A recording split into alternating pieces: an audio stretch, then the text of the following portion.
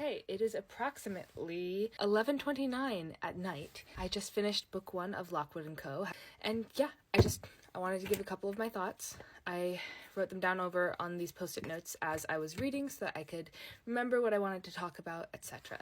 So here's my basic reaction to reading book 1. So the first thing that really stuck out to me was that it was written in first person from Lucy Carlisle's point of view.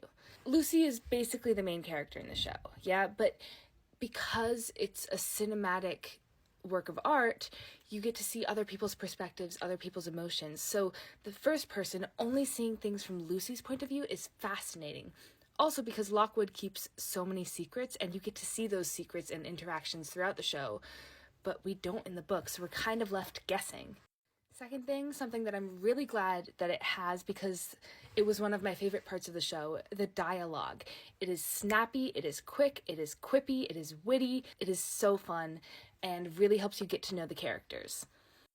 Another thing, they keep describing Lockwood as, like, luminous, like the sun lit up the room when he smiled and things like that, which is not really how he was in the show, but it's a little bit of a character difference. Something else we get that I love is a lot more detail, and you're always going to get that with a book, right? But in the show, every now and then they would introduce these rules and not really explain the in-depth behind the magic system or the paranormal system. So because it's a book, we get to see a lot more of the type 1 ghosts and how they're not always malicious. And we get to see the interactions between her and the type 2 ghost from a much more interior perspective, which is a lot easier and helps me understand the magic system more. And lastly, before I turn in for some well-needed sleep, I wanted to talk about the tone of the book.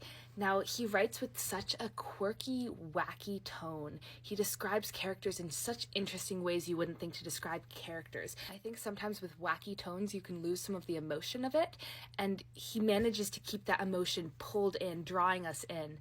So yeah, to finish it off, here's a little passage that I really loved from the first chapter.